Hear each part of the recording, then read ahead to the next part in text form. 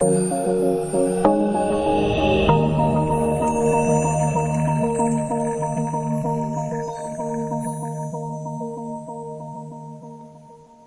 salam sejahtera untuk kita semua. Hari ini kita masuk ke pertemuan 5 yang akan membahas tentang pencabangan.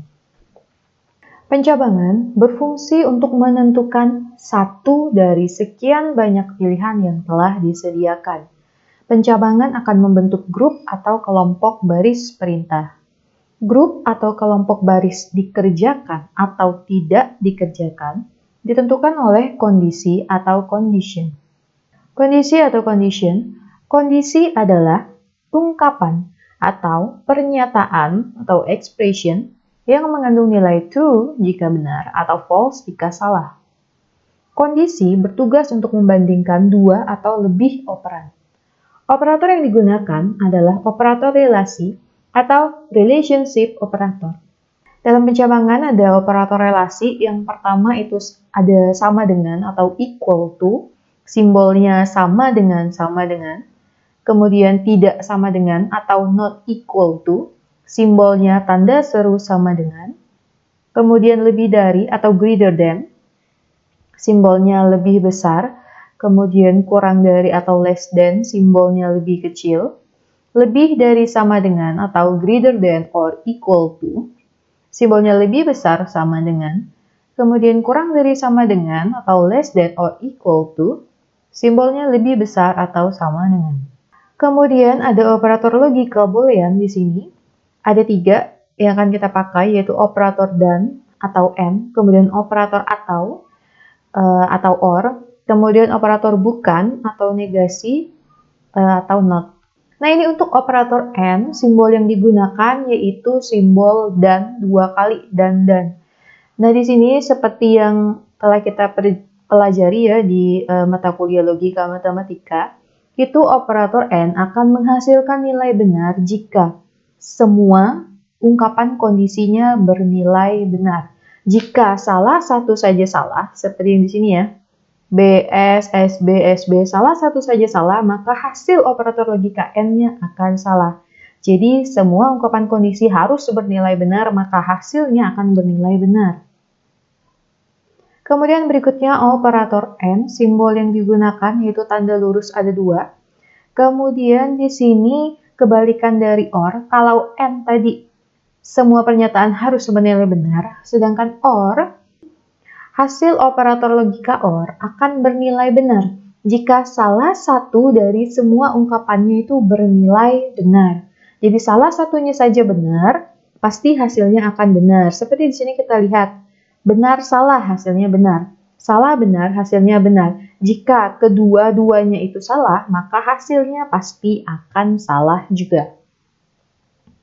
Kemudian berikutnya operator not, simbol yang digunakan yaitu tanda seru. Jadi misalnya ungkapan kondisi satunya bernilai benar, maka negasinya atau not-nya itu bernilai salah. Kemudian kalau ungkapan kondisi satu ini bernilai salah, maka hasil operator logika not atau negasinya itu benar. Berarti not ini merupakan kebalikan. Ini simple condition branch. Nanti kita akan belajar 2 condition branch. Yang pertama, simple condition branch yang terdiri dari if then, kemudian if then else, dan berikutnya ada next if. Yang kedua ada multi-way condition branch, itu ada switch case. Nah, ini untuk simple conditional branch, control statementnya if, dan bentuk umumnya seperti gambar ini, if buka kurung condition. Nah, ini beberapa contoh penulisan untuk kondisinya atau conditionnya. If buka kurung A lebih kecil atau sama dengan B, benar tanpa ada satu spasi pun. Kemudian if spasi buka kurung A lebih besar sama dengan B, tutup kurung, benar karena ada satu, walaupun ada satu atau lebih spasi antara if dan buka kurungnya. Kemudian kondisi itu akan bernilai salah jika ada satu atau lebih spasi antara lebih besar dan sama dengannya. Berarti di sini intinya bebas kalian mau menulis kondisinya itu seperti apa. apa asalkan simbol operatornya jangan dikasih spasi. Seperti yang ini, if buka kurung A spasi lebih besar spasi sama dengan itu tidak boleh. Dia akan error. Jadi untuk simbol operatornya tidak usah diberi spasi. Kemudian berikutnya, ciri dari if then, hanya membentuk satu kelompok atau grup baris perintah atau pilihan tunggal. Bentuk umumnya seperti ini, if, jika kondisi, maka pernyataan yang benarnya apa, kemudian lanjut ke instruksi berikutnya. Jadi di sini kalau kita lihat dari flowchart-nya, jika kondisi kalau benar, dia akan mencetak pernyataan yang benar. Kalau kondisinya salah, maka dia akan langsung lanjut ke perintah berikutnya. Oke, ini contoh program sederhananya.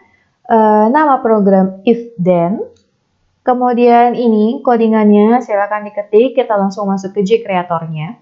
Oke, ini tadi nama programnya if then. Jadi kalau nama filenya kalian if then, maka nama kelasnya juga if then. Kemudian di sini ada throw exception-nya. Berarti akan ada inputan. Kalau ada inputan, berarti ada library function, yaitu import java.io.bintang. Ada throw exception, jadi kalau dia benar, dia akan mengerjakan try. Kemudian kalau salah, dia akan mengerjakan perintah catch. Oke, di sini ada satu buah variabel, yaitu variabel angka dengan tipe data integer. Kemudian di sini untuk buffer reader-nya variabel tulis. Kemudian di sini ada perintah input data, system out print input sebuah angka. Kemudian angka sama dengan integer titik parse in tulis titik readline. Jadi di sini if buka kurung kondisi, jadi kondisinya itu di sini adalah angka lebih besar dari 5. Jadi kalau kondisinya benar, maka dia akan mencetak angka yang diinput lebih besar dari 5. Jadi kalau kondisinya salah, maka dia akan mencetak selesai. Kemudian data yang diinput salah ini akan tercetak jika ketika kalian running program, di sini sudah jelas terisi dia minta integer, tetapi kalian masukkan string, maka akan tercetak data yang diinput salah. Oke, kita running project-nya. Oke, di sini yang pertama muncul input sebuah angka. Kemudian karena angka lebih dari 5, kita masukkan angka 8. Angka yang diinput lebih dari 5. Kemudian ada tulisan selesainya. Oke, kita lanjut lagi. Jika kita memasukkan angka kurang dari 5, apa jadinya? Input sebuah angka 4. Karena 4 itu kurang dari 5, maka dia langsung mengerjakan perintah selanjutnya yaitu selesai. Sampai di sini untuk if then-nya. Lanjut ke slide. Nah, ini outputnya ya. Jika kita memasukkan sebuah angka 7, karena kondisinya tadi angka lebih besar dari 5, maka yang bakal tercetak yaitu angka yang diinput lebih dari 5, kemudian selesai. Kemudian berikutnya kita mencoba dengan angka yang kurang dari 5, maka dia akan mencetak selesai. Kalau di flowchart, kondisi. Kalau kondisinya benar, karena 7 kan benar ya, 7 lebih dari 5, kalau true, maka dia bakal mencetak angka lebih besar dari 5, kemudian cetak lagi selesai. Karena kita tadi memasukkan angka 3, karena 3 itu lebih kecil dari 5, berarti dia false, maka dia akan mencetak perintah selesai. Selanjutnya ada if then else. If then else membentuk dua buah grup atau kelompok baris perintah. Tersedia dua pilihan. Bentuk umumnya seperti ini. If, jika kondisi, buka kurung, pernyataan yang benar, tutup kurung, else, buka kurung, pernyataan yang salah, tutup kurung, kemudian next instruction. Jadi kalau di flowchart-nya bisa kita lihat, kalau dia kondisinya benar, maka dia akan ke sebelah kanan dan mencetak statement ataupun pernyataan yang benar, kemudian melanjutkan ke instruksi berikutnya. Kalau dia salah, dia akan mengerjakan bagian sebelah kiri, kemudian dia akan mencetak pernyataan atau statement yang salah dan melanjutkan instruksi yang berikutnya. Nah, ini contoh program sederhananya yaitu if then else. Ini sudah ada codingannya, silakan diketik. Kita langsung ke Gcreator-nya. Nah, ini untuk tadi nama programnya if then else, jadi nama filenya if then else, maka nama kelasnya juga if then else. Sama seperti yang tadi ada throws exception karena kita akan melakukan meminta input data dari usernya. Di sini variabelnya sama juga, ada satu variabel yaitu variabel angka dengan tipe data integer. Kemudian di sini yang membedakannya itu adalah kondisinya. Jadi di sini ada if, kondisi, kemudian else. Jadi tadi dia akan membentuk dua kelompok baris perintah. Jadi jika kondisinya benar, maka dia akan mencetak angka yang diinput lebih dari 5. Kemudian jika kondisi yang ini salah, maka dia akan mencetak sistem outprint dan angka yang diinput lebih kecil dari 5. Kemudian di sini ada instruksi selanjutnya yaitu selesai. Oke, kita running project-nya. Nah, di sini muncul pertama kali adalah input sebuah angka. Kita coba angka yang lebih besar dari 5 yaitu 8. Oke, yang tercetak adalah angka yang diinput lebih dari 5. Karena kondisinya benar. Kalau kondisinya benar, jalankan perintah yang ada di bawahnya. Sekarang kita coba angka yang lebih kecil dari 5. Misalnya 2. Angka yang diinput kurang dari 5. Jadi karena di sini if 2 lebih besar dari 5, salah. Kalau salah, kerjakan else-nya. Berarti di sini angka yang diinput lebih kecil dari 5. Kemudian lanjutkan ke instruksi berikutnya yaitu adanya pencetakan selesai. Kemudian berikutnya bagaimana kalau kita mengisi angkanya dengan angka 5 juga? Jadinya apa? Karena di situ kan kondisinya angka lebih dari 5. Kalau kita masukkan 5, jadinya apa? Oke, angka yang diinput kurang dari 5. Kenapa bisa angka yang diinput kurang dari 5? Karena di sini cuma ada dua pilihannya ya. 5 lebih besar dari 5? Tidak, 5 itu sama dengan 5. Jadi karena dia salah, maka dia akan mengerjakan pernyataan yang salahnya, yaitu angka yang diinput lebih kecil dari 5. Itu untuk penjelasan dari if dan else. Lanjut ke slide berikutnya. Nah ini outputnya tadi 7, kemudian angka yang diinput lebih besar dari 5. Kalau usernya memasukkan angka 3, maka pernyataan yang keluar angka yang diinput kurang dari 5. Nah di sini ya untuk flowchart-nya. Jika kondisi angka lebih besar dari 5, user memasukkan angka yang lebih besar dari 5, maka dia akan mencetak angka 5 dan mencetak selesai, kemudian lanjut ke instruksi berikutnya. Jika user memasukkan angka kurang dari 5, maka dia akan mencetak angka kurang dari 5 dan mencetak selesai dan lanjut ke perintah berikutnya. Oke, berikutnya di sini ada contoh program pencabangan yaitu nesif atau nested if ya tulisannya. Ini codingannya. Kita lanjut ke Gcreator. Nah, ini untuk nesif-nya. Yang membedakannya yaitu di sini di kondisinya. Kalau tadi yang pertama kita cuma punya satu kondisi, kemudian yang kedua kita punya satu kondisi dengan dua statement atau perintah yang akan dilaksanakan. Kemudian, dan yang terakhir ini kita punya dua kondisi dengan 3 pernyataan yang akan dikerjakan. Oke, di sini if buka kurung, kondisi yang pertama itu adalah angka lebih dari 10. Angka lebih besar dari 10. Kemudian di sini ada dan, kemudian kondisi yang kedua yaitu angka lebih kecil atau sama dengan 20.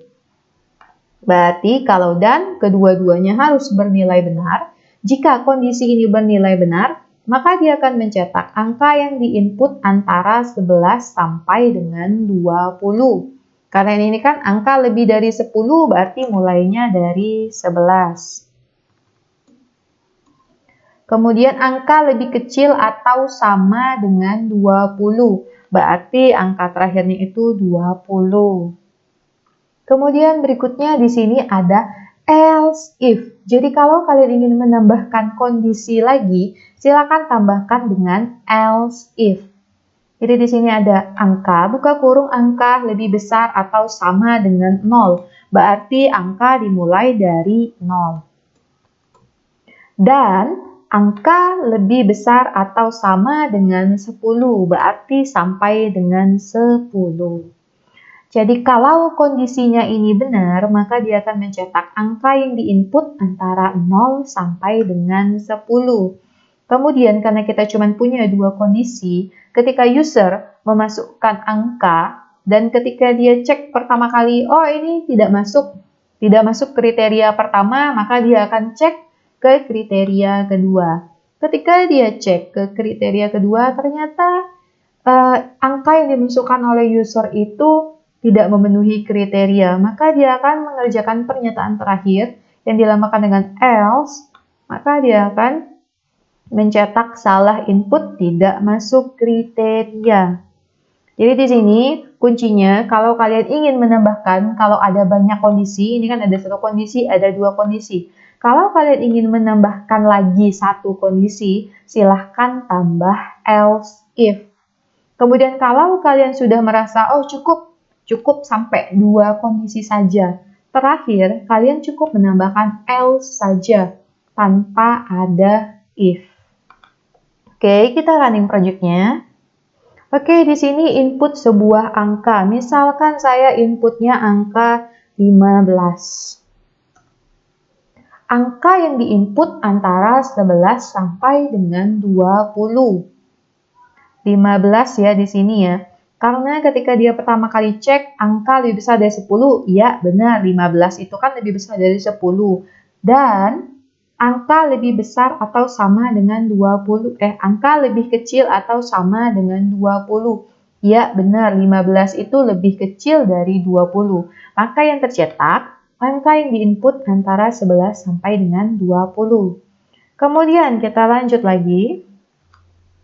Saya masukkan angka 8. Nah, di sini hasilnya input sebuah angka 8. Angka yang diinput antara 0 sampai dengan 10, kemudian selesai. Di sini 8 lebih besar atau sama dengan 0. Ya, benar. 8 lebih besar dari 0.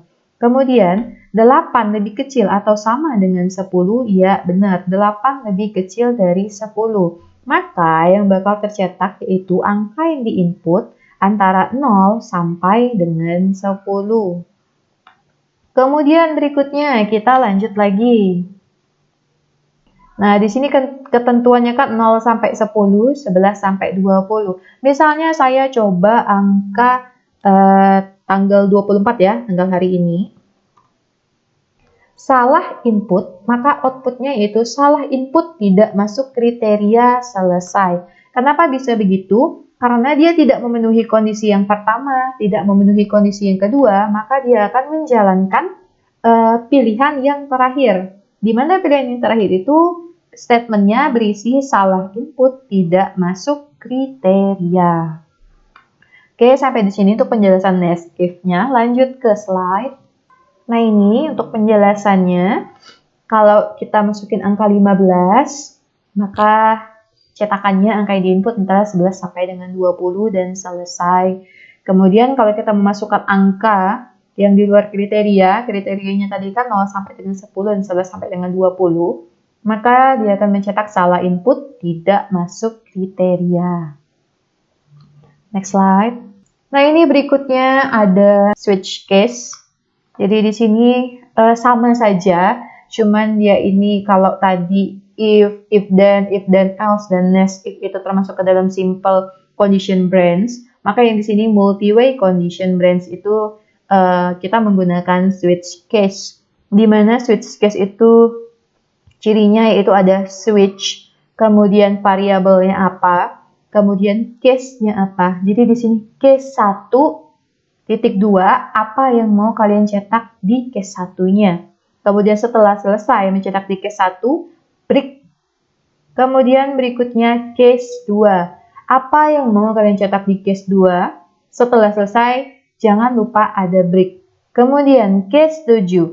Apa yang ingin kita, statement yang ingin kita berikan, silakan diketik di sini.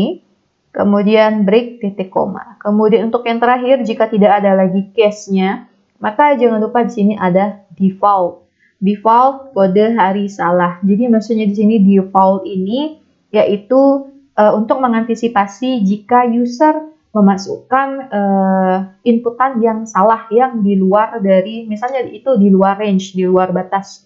Misalnya kayak kode hari di sini kan kita kan masukkan dari angka 1 sampai 7, tidak ada hari ke-15. Karena hari itu cuma ada 7 hari saja. Oke, lebih jelasnya kita langsung ke JCreator. Nah, ini tadi sama ya, integer. Sini ada satu buah variabel, yaitu variabel kode hari dengan tipe data integer. Kemudian di sini ada buffer reader, variabel buffer reader tulis. Kemudian di sini nanti kita akan dikasih panduan input kode hari 1 sampai dengan 7. Kalau misalnya usernya iseng memasukkan angka 8 atau 15, nanti kita akan lihat runningnya seperti apa. Nah, sini kode hari variabel sama dengan integer, titik parse in, buka kurung tulis deadline. Kemudian sini switch kode hari. Jangan lupa masukinnya switch kode hari, variabel yang ada di dalam integer kode hari ini tadi. Kemudian sini ada buka kurung, case 1, statementnya apa, kemudian break. Case 2, statementnya apa, kemudian break. Case 3, statementnya apa, kemudian break. Selanjutnya, case 7, statementnya apa, kemudian break. Dan ini tadi default yang terakhir. Jadi kalau dia memasukkan di luar dari angka 1 sampai dengan 7, maka statement yang tercetak yaitu kode hari salah. Langsung saja running project-nya. Oke, di sini input kode hari 1 sampai dengan 7. Misal saya masukkan 5. Hari Jumat, ya, karena case 5 itu statementnya yaitu hari Jumat. Misal saya masukkan lagi angka 2. Hari Selasa, kita cek. Ya, case 2 statementnya yaitu hari Selasa. Kemudian berikutnya udah dikasih tahu input kode hari dari 1 sampai dengan 7. Nah, ini solusinya. Misalnya saya masukin angka 8, 9 lah ya. Kode hari salah. Jadi ketika user memasukkan di luar range yang kita tentukan, maka yang tercetak yaitu, maka case yang dikerjakan yaitu case default, yang mana statementnya yaitu kode hari salah.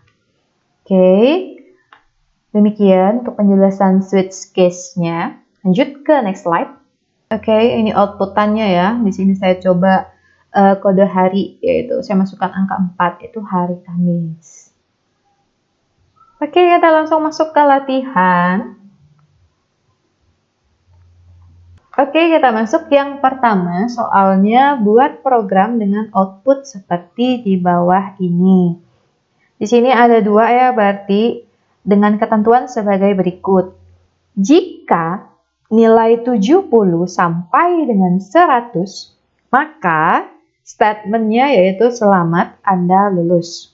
Selain itu, berarti selain dari 70 sampai dengan 100, maka statement yang tercetak yaitu maaf Anda gagal. Di sini kita bisa lihat bagaimana run project-nya.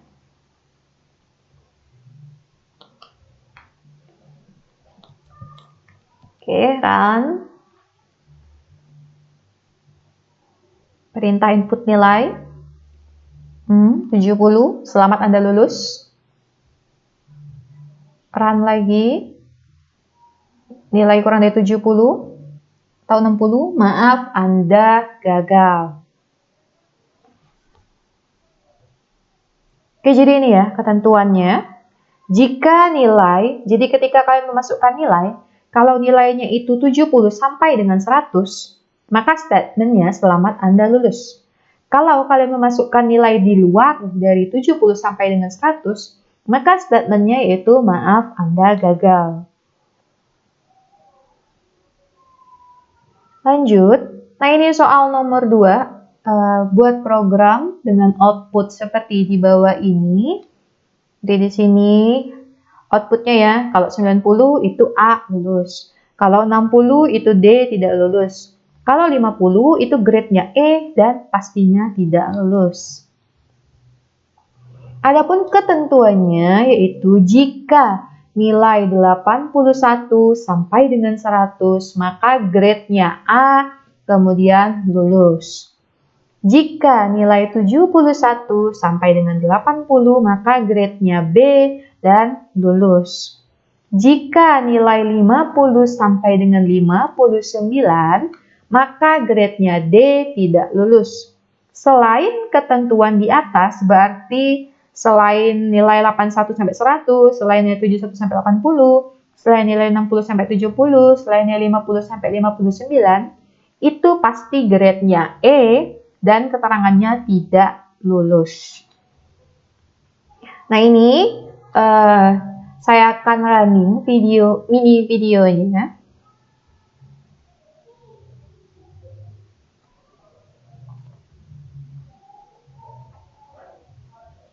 Oke, ini input nilai 88, grade-nya A dan lulus. Nilai 76, grade-nya B, kemudian lulus. Next, input nilai 64, grade C, lulus. Next, input nilai 55, grade D tidak lulus. Next, input nilai 40, grade E tidak lulus. Oke, demikian untuk mini video soal yang nomor 2. Next, nah ini yang ketiga ada buat program dengan output seperti di bawah ini. Jadi di sini input pilihan 1 atau 2, berarti kita menggunakan switch case karena kita disuruh milih ya, mau ngerjain nomor 1 atau nomor 2. Kalau kita pilih ngerjain nomor 1, maka dia akan meminta kita untuk memasukkan nilai atau 1 itu case-nya yaitu case hasil ujian. Jadi di sini ya dengan ketentuan sebagai berikut. Jika user menginputkan pilihan 1, ini ya pilihan 1, maka case hasil ujian yang akan dikerjakan oleh sistem. Case hasil ujian. Case hasil ujian merupakan soal nomor 1. Bisa dilihat di slide 23. Jadi hasil ujian itu kita dapatkan dari slide yang ini. Nah, ini slide hasil ujian ya.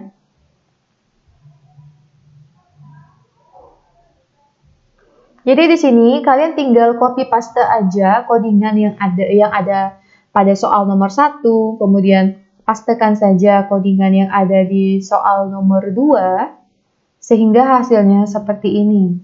Jadi di sini jika user menginputkan pilihan 1, maka case hasil ujian yang akan dikerjakan oleh sistem. Case hasil ujian merupakan soal nomor 1. Jadi kalau kalian udah bisa soal nomor 1, untuk mengerjakan soal nomor 3 yaitulah jawabannya. Kemudian jika user menginputkan pilihan 2, maka case konversi nilai yang akan dikerjakan oleh sistem. Case konversi nilai merupakan soal nomor 2. Jadi di sini ya, yang tadi ya, soal nomor 1 kan kita disuruh memasukkan nilai. Kalau nilainya 70 sampai dengan 100, maka statementnya selamat Anda lulus. Kalau nilainya selain 70 sampai dengan 100, maka statementnya maaf Anda gagal. Kemudian misalnya jika kita di sini pilih case yang nomor 2. Nomor 2 itu kan untuk konversi nilai. Jadi di sini kita disuruh memasukkan nilai. Kalau nilainya 81 sampai dengan 100, itu nilainya yaitu grade-nya A, kemudian lulus. Kalau nilainya 71 sampai dengan 80, maka statement yang tercetak grade B lulus. Dan untuk yang di sini, input yang tadi yang saya bilang, yang user yang ingin coba-coba memasukkan di luar range yang sudah kita tentukan, di sini sudah ditulis input pilihan 1 atau 2. Misalkan dia menginputkan selain dari 1 dan 2, di sini saya coba dengan 3, maka yang keluar output yang tercetak yaitu salah opsi. Jadi di sini gampang, kalian tinggal untuk switch case-nya itu tinggal kalian kopikan saja. Case satunya kopikan dari soal nomor 1. Case 2-nya kalian kopikan dari soal nomor 2. Jadi di sini akan ada 3 buah soal. Oke, ini demo programnya. Kita saksikan mini video.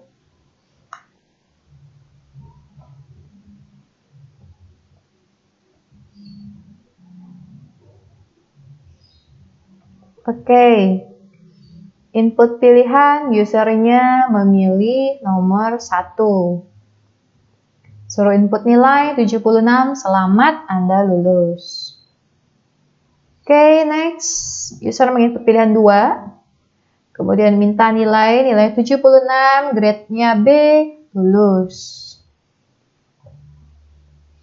Next, user menginput pilihan 3, maka step yang tercetak yaitu salah opsi. Oke, untuk pertemuan 5 hari ini ternyata cukup sampai di sini. Jangan lupa untuk selalu menyimak dan terus dikerjakan di rumah. Jangan cuma disimak aja, tapi harus dikerjakan supaya menambah ilmunya kalian. Tapi sebenarnya itu semua gampang, intinya kalian benar-benar mengerjakannya dengan teliti. Oke, berarti pertemuan 5 saya cukupkan sampai sini. Jangan lupa untuk selalu belajar di rumah karena kondisi yang belum memungkinkan untuk kita kuliah tatap muka. Oleh karena itu, selalu menggunakan masker dan cuci tangan dengan sabun.